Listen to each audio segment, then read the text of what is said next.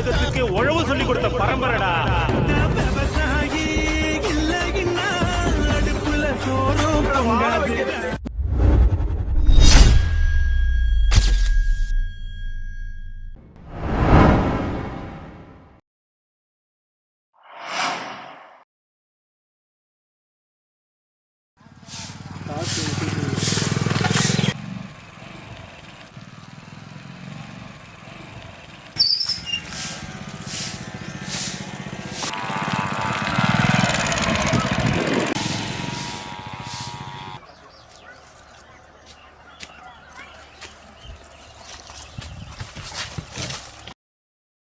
ஏப்பா எத்தனை தடவை சொல்லுங்க அந்த பொண்ணை கல்யாணம் பண்ணி பார்த்து வைன்னு. குடியார பையனுக்கு போய் யாரு போய் பொண்ணு கொடுப்பாங்க, யாரை போய் நான் கேட்கறது? அதெல்லாம் எனக்கு தெரியாது. எனக்கு அந்த பொண்ணு தான் வேணும். அதை எனக்கு கல்யாணம் பண்ணி வச்சே ஆகணும். சரி, எங்க மானம் போனாலும் சரி போய் பொண்ணு கேட்கறேன். ஒரு கால் கட்டு போட்டாலும் அப்பயா நீ திருந்தியான்னு பாக்குறோம். சரி சரி.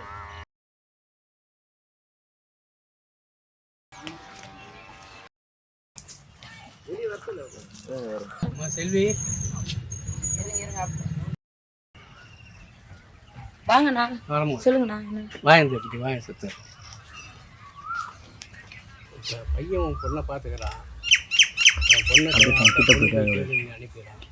அதுதான் உன் பொண்ணை கேட்கலான்னு வந்தேன். யாரு அந்த குடியார பையலுக்கா?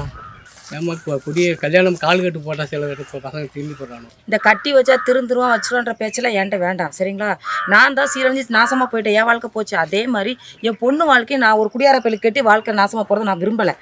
உங்களுக்கு வேற பொண்ணை பார்த்துக்கங்க, என் பிள்ளைக்கு வேற பையனை பார்த்துக்கிறேன். கொஞ்சம் யோசனை பண்ணி சொல்லுமா. நீயும் ஆம்பளை பிள்ளை இல்லாத குடும்பம், அவங்க வந்தாலும் உனக்கு அனுபவம் இருக்கும். அதுக்கு உங்கள் பையன் உயிரோட இருக்கணுமே. சொல்லுமா. பையன் தயவு செஞ்சு கிளம்புங்க, போதும். நான் உங்கள் மேலே ஒரு மரியாதை வச்சுருக்கேன்.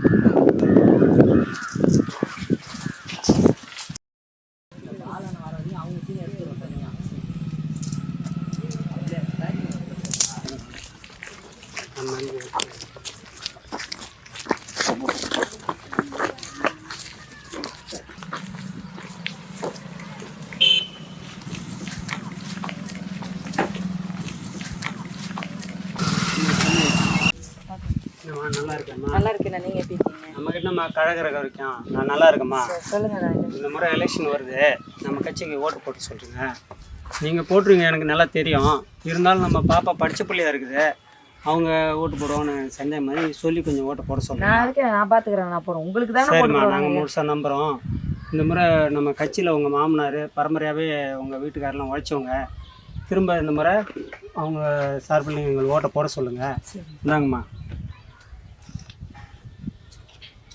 ரொம்ப நன்றி. வீட்டுக்காரர் ரொம்ப கட்சியில் கஷ்டப்பட்டவங்க, இருந்தாலும் எக்ஸ்ட்ரா கொஞ்சம் கொடுத்துட வச்சுங்க. இந்த வீடு ஏன் இப்படியே இருக்குது? அரசாங்கத்தில் இந்த குரூப் ஹவுஸ் வீடு வந்ததுன்னா அவசியம் உங்களுக்கு ஏற்பாடு பண்ணி இந்த வீடு குரூப் ஹவுஸ் வீடை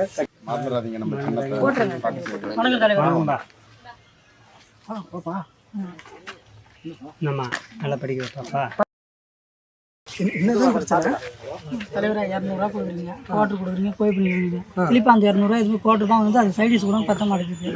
என்ன தலைவர்கிட்ட சொல்லி கொஞ்சம் கரெக்ட் பண்ணி கொடுங்க. நானே தலைவரோட சுற்றிட்டு இருக்கேன். ரொம்ப காண்டாகிறேன். எனக்கே 200 தான் கொடுக்குறாரு. நீங்கள் என்ன இதை விட அது மாதிரி கேட்குறீங்க? அதெல்லாம் வேலைக்கு ஆகுது. நான் சொந்தக்கில்ல, எனக்கே 200 தான் கொடுக்குறாங்க. ரொம்ப காண்டு. இதுக்கு மேலே நம்ம பண்ண முடியாது. இதை வச்சு அட்ஜஸ்ட் பண்ணி போங்க. போய் பார்த்து வேலையை பாருங்க. கரெக்ட் பண்ணி கொடுங்க. பார்த்துக்கலாம் விட. போய் வேலையை பாருங்க. எனக்கு 200 ரூபாய் மேலே கிடைக்க மாட்டேது. விடு.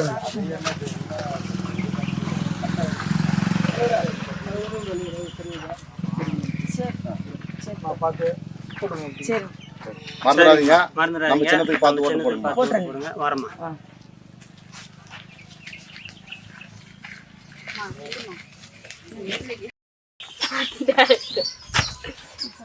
இல்லம்மா. என்னம்மா? எதுக்கு காசு வாங்கின? ஓட்டுக்கு காசு வாங்குறது குற்றம், கொடுக்கறதும் குற்றம். இதுல என்ன வேற சேர்க்கறியா? ஏன்டி காலங்காலமா நம்ம அவங்களுக்கு தாண்டி ஓட்டு போடுறோம். அதாண்டி வாங்கினேன். இன்னைக்கு உனக்கு காசு தராங்க, நாளைக்கு நம்ம வரி பணத்துல தான் கோடி கோடியா திருட போறாங்க. குடிகாரனுக்கு பொண்ணு தர மாட்டேன்னு சொல்றேன், ஆனா அந்த சாராயத்தை விற்கிறவனுக்கு ஓட்டு போட போறேன். என்னடி சொல்ற? பின்ன என்னம்மா, நீ ஓட்டு போடுற போறிய அந்த கட்சி தான் அதிகமா மது ஆலைகளை வச்சிருக்காங்க. ஏன் நீ கையில வச்சிருக்கிய இந்த காசு, இது உன்ன மாதிரி பெண்களோட வாழ்க்கையை சீரழிச்ச பாவப்பட்ட காசுமா. இந்தியாவிலேயே அதிகமா விதவைகள் உள்ள மாநிலம் எதுன்னு என்ன கேட்டா தமிழ்நாடு தாம்மா. ஏன் இப்ப சமீபத்துல கள்ளக்குறிச்சியில 63 பேர் கள்ளச்சாராயம் குடிச்சு செத்து போனாங்க.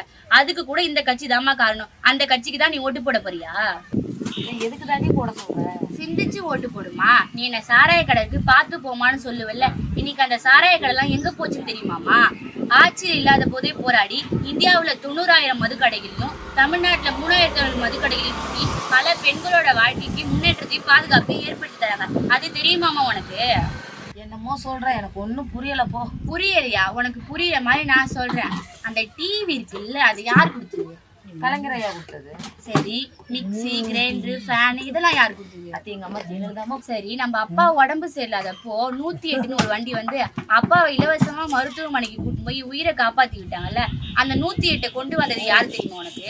எனக்கு என்னடி தெரியும், அரசாங்க வண்டின்னு சொன்னாங்க. டாக்டர் அன்புமணி ராமதாஸ் அவர்கள் சுகாதாரத்துறை அமைச்சராக இருக்கும்போது கொண்டு வந்த நல்ல திட்டமானது. உனக்கு உடம்பு முடியலன்னு பக்கத்துல இருக்க சுகாதார நிலையத்துக்கு கூட்டிட்டு போய் இலவசமா சிகிச்சை பண்ணமே, அந்த திட்டத்தை யார் கொண்டு வந்தது தெரியுமா? எனக்கு என்ன படிச்சவங்க சொன்னா கேளு. சரி கேட்டுக்கிறேன், சொல்லு. அப்போ தேவையில்லாத தரமற்ற இலவச பொருட்கள் எல்லாம் யார் கொடுத்தாங்கன்னு உனக்கு தெரியுது. நம்ம உயிரை காப்பாற்ற இலவச சுகாதார மருத்துவமனையும் 108யும் மது முழுமையா ஒழிக்க போராடி வர பாட்டாளி உனக்கு தெரியலையா? எந்த கட்சியமா சொல்ற? இதெல்லாம் டிவில எதுலயுமே சொல்லலையே.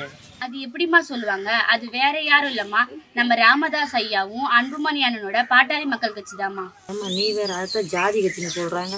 யாருமா சொன்னது? அவங்க ஆட்சிக்கு வரக்கூடாதுன்னு இவங்க பூசுற சாயமாது. அவர் என்ன ஒரு ஜாதிக்காக மட்டுமா 108 கொண்டு வந்தாரு? ஒரு ஜாதி மக்களுக்காக மட்டுமா மதுக்கடைகளை மூட சொன்னாரு? ஒரு ஜாதிக்காக மட்டுமா இடஒதுக்கீடு வழங்க போராடி வராரு?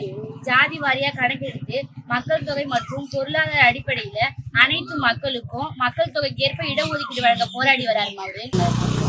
இவ்வளவு செஞ்சிருக்காங்க, ஆனா நம்ம கிட்ட ஜாதி கட்சி நமக்கு எதிரானவங்க எல்லாம் சொல்றாங்க. அது மட்டும் இல்லம்மா, அந்த கட்சியில முதல் மத்திய அமைச்சராக தலித் ஏழுமலைக்கு கொடுத்தாங்க. 2வது முறையும் பட்டியலினத்தை சேர்ந்த பொன்னுசாமிக்கு கொடுத்தாங்க. அவரோட கட்சியில பொதுச் செயலாளராக இன்னைக்கு இல்ல என்னைக்குமே தாழ்த்தப்பட்டவங்க தாமா இருப்பாங்க. தமிழ்நாட்டுல அதிகமா அம்பேத்கர் சிலையை திறந்து வச்சது கூட அவர் தாமா. தமிழின குடிதாங்கி தமிழின போராளி அவர் தாமா நம்ம மருத்துவர் ராமதாஸ் ஐயாமா. அகில இந்திய மருத்துவ கவுன்சிலில் தாழ்த்தப்பட்ட மாணவர்களுக்காக 15% இடஒதுக்கீடு. அம்பேத்கருக்கு பிறகு தாழ்த்தப்பட்ட மக்களுக்காக போராடி தாழ்த்தப்பட்ட மக்களின் கனவினை நினைவாக்கியவர் டாக்டர் அன்புமணிமா. அது மட்டும் இல்ல, அன்புமணி அண்ணன் மத்திய அமைச்சராக இருந்தபோது சுகாதாரத்துறையில் ஏழை மக்களுக்கு உதவி செய்த போது இந்தியாவே பெருமைப்பட்டது. ஏன், இந்தியா கடந்து ஐநா சபையின் பான் கி மூன் அவர்களால் ஒரு முறைக்கு 2 முறை விருது வாங்கினார். இந்தியா கடந்து உலகம் போற்றும் தலைவருக்கு வாக்களிக்கலாமா? இளைஞர்களின் வழிகாட்டி டாக்டர் APJ அப்துல் கலாம் அவர்களே ஒரு நிகழ்ச்சியில தன்னுடைய கனவை டாக்டர் அன்புமணி நிறைவேற்றுவார் என்று சொல்லியிருக்காருமா. அதனால உன்னோட வாக்கும் என்னோட வாக்கும் எப்பவுமே பாட்டாளி மக்கள் கட்சிக்கு தாமா. சரிம்மா, இனிமே என்னோட ஓட்டும் மக்கள் நல திட்டத்தை முன்னேடு பாட்டாளி மக்கள் கட்சிக்கே போட்டுருவோம். சரியா? இப்போ உனக்கு சந்தோஷமா? எனக்கு சந்தோஷம் தாம்மா. இதை நீ மட்டும் புரிஞ்சுக்கிட்டா பார்த்தாதுமா, உன்ன மாதிரி புரியாதவங்களுக்கும் சொல்லி புரிய வைக்கணுமா.